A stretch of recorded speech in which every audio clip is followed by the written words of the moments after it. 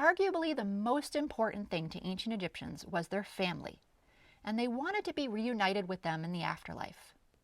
You can see this illustrated by how much expensive space they used up on objects like stelae, statues, and tomb walls in order to show and name many of their family members.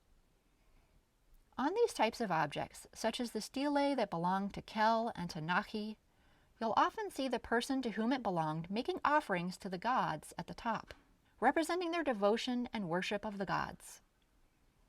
But the focus in the sections below is on their family. In these sections, often the same person now receives offerings from family members, typically an eldest son. This is the case in the middle section of the stela of Naunakht and the bottom section on the stela of Kel.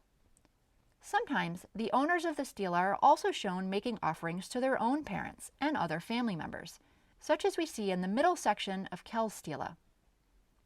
This practice shows that it was expected that the eldest son would take care of his parents' burial and provide offerings to sustain them in the afterlife.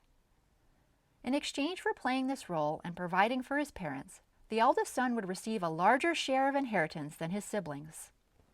Interestingly, the role of the eldest son did not always need to be played by an actual eldest son. We have many records that write about or show in the art other family members fulfilling this role, such as a daughter or a brother. We even have some cases of people playing the role of the eldest son when they were not even a family member at all.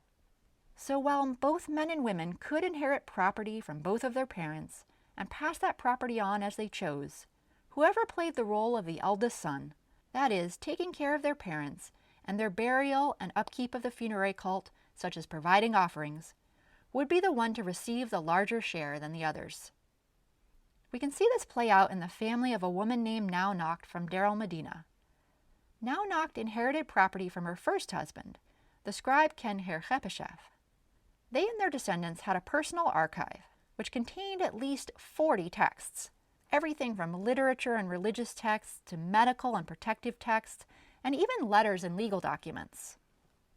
Among these documents was a legal text similar to a will that Naunakht had drawn up in order to disinherit 3 of her 8 children from her second marriage because they had not taken care of her during her old age. They had not been holding up their end of the social bargain. The remaining 5 would inherit her property, with her son Ken-Her-Chepeshef, who had the same name as her first husband, receiving the largest share, presumably in recognition for his role as caretaker both during her life and after her death in the future.